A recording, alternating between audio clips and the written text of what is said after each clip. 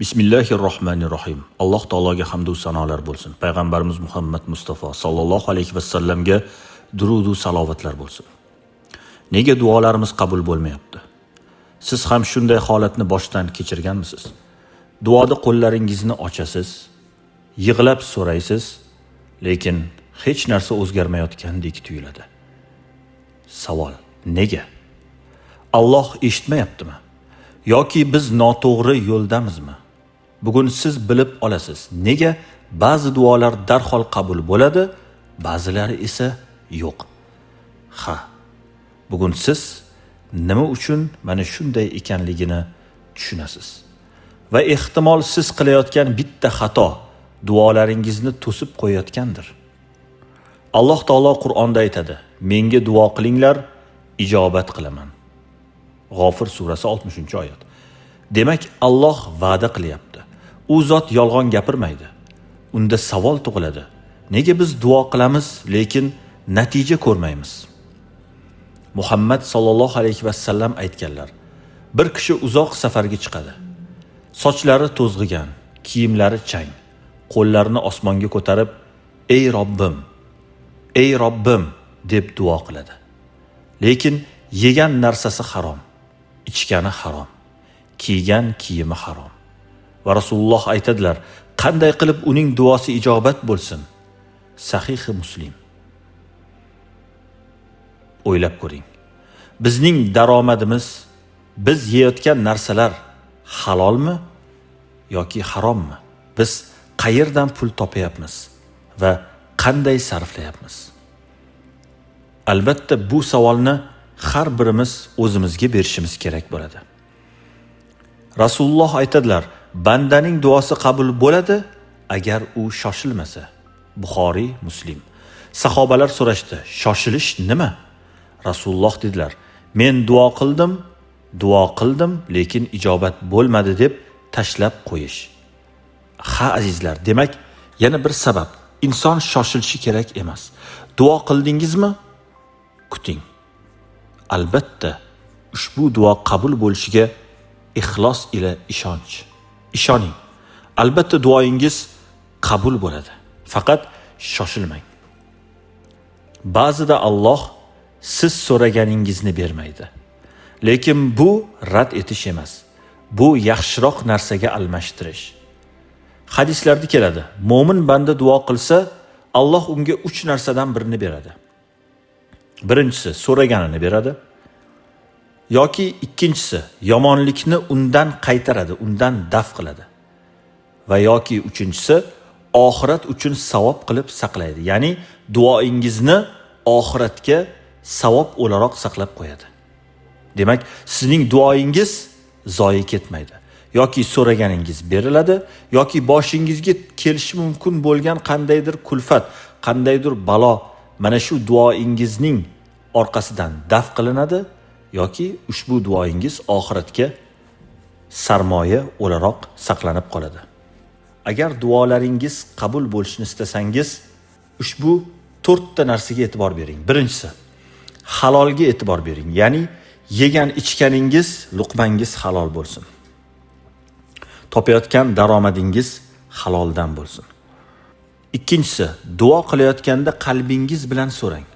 Ya'ni ixlos bilan so'rang, ishonch bilan so'rang, qalb bilan so'rang. Duoyim qabul bo'larmikin degan bir shubha gumonni qalbingizdan chiqarib tashlang va duo qilavering. Uchinchisi, ishonch bilan so'rang, shubha bilan emas. Boya yuqorida men aytib o'tganim mana 3-bandda ham keltirilgan. 4-si, eng muhimi, sabr qiling. Alloh taolo Qur'oni Karimda innalloha ma'as sobirin, Alloh taolo sabr qiluvchilar bilan birgadir degan. Demak, biz Alloh bilan birga bo'lishni istaymizmi? Duo qildikmi? Ortidan sabr qilishni ham o'rganishimiz kerak bo'ladi. Ehtimol siz kutayotgan narsa kechikayotgandir, lekin unutmang. Alloh kechiktiradi, ammo hech qachon unutmaydi.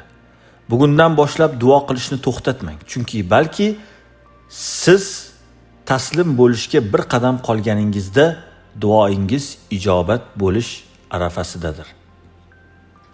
Duo qilar ekanmiz, biz yuqorida sanab o'tgan bir qancha omillarga e'tibor qaratsak, albatta maqsadga muvofiq bo'lar ekan.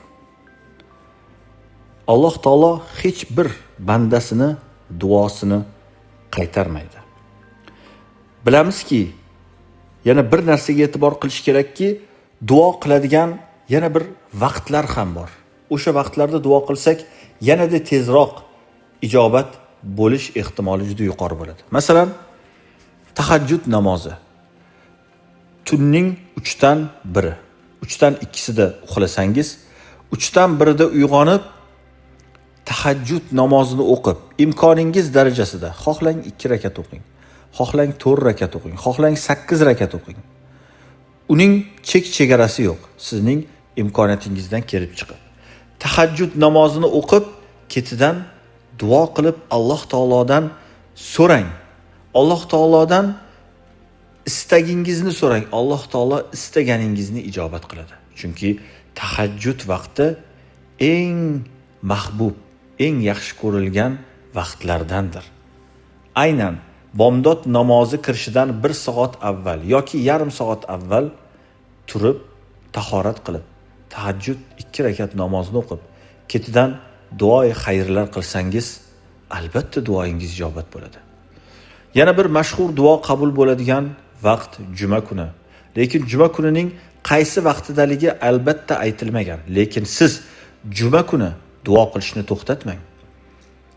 Shoyatki duo qabul bo'ladigan bir vaqtga to'g'ri kelib qolsa-ki, sizning duoyingiz tezda ijobat bo'lsa.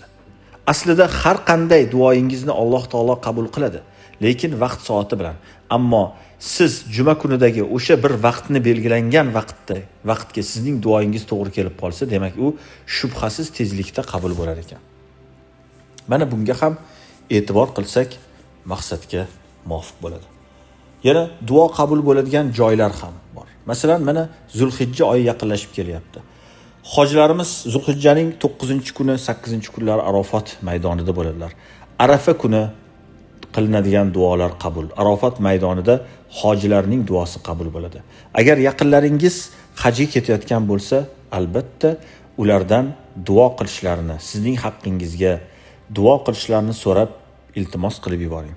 Yoki o'zingiz safarga, ulug' safarga, haj safariga chiqayotgan bo'lsangiz, albatta ushbu safarning imkoniyatlaridan to'liq foydalanishga harakat qiling. Chunki hajda duolar qabul bo'ladigan joylar juda ham ko'p.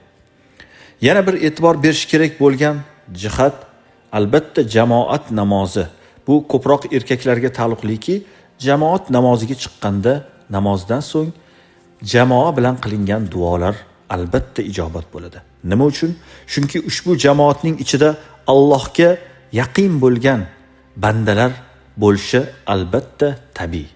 Jamoatda kimdir Allohga muqarrab, yaqin bandalardir. Mana shu bandalarning duolarini Alloh taolo tezlikda ijobat qiladi. Bo'lib ham jamoatda mana shu bandalar bilan yonma-yon bo'lib duo qilsangiz, albatta sizning ham duoyingizni Alloh taolo qabul qiladi. Demak, bunga ham e'tibor berishimiz kerak bo'ladi. Har qanday 5 vaqt namozdan keyin qiladigan duolarimiz ham albatta ijobat. Chunki biz namoz o'qiganimizda Allohga yaqin bo'lamiz. Allohga yanada yaqinlashamiz. Tillarimiz Allohning zikri bilan mashg'ul bo'ladi. Zikrdan keyin qilingan duo ham albatta ijobat. Yana zikrlarning eng ulug'i Qur'on tilovatidir. Qur'oni Karimni o'qiganingizdan keyin ham ketidan albatta duo qiling. Albatta duo qiling. Qur'ondan keyingi duolar ham shubhasiz inshaalloh qabul bo'ladi.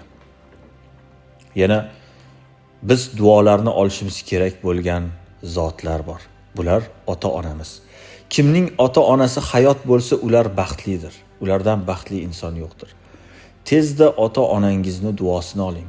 Ularni ko'nglini ko'taring va duosini oling. Ota-onangizning sizning haqqingizga qilgan duosi so'zsiz ijobatdir, ha azizlar. Demak, ota-onadan, ustozlardan duo olishni o'rganishimiz kerak.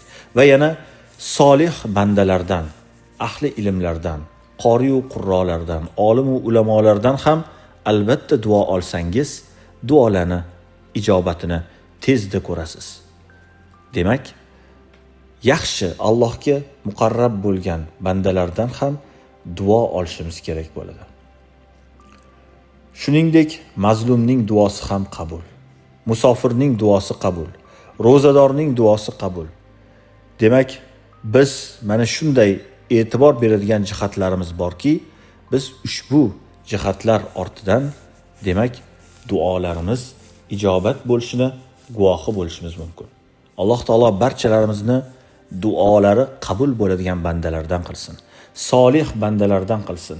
Mo'min musulmon bandalardan qilsin.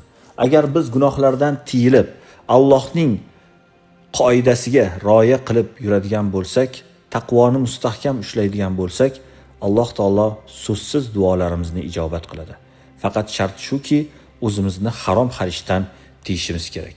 Demak, umumiy gap, biz o'zimizni saqlab, harom xarishdan tiysak, Alloh taolo ham bizning so'raganimizni, biz o'ylagandan-da afzalini beradi. Alloh taolo barchalarimizning so'raganlarimizdan afzalini bersin. Va sallallohu ta'ala ala xayri xalqihi Muhammad va ala alihi va ashabihi ajma'in bi rahmatika ya arhamar rohimin.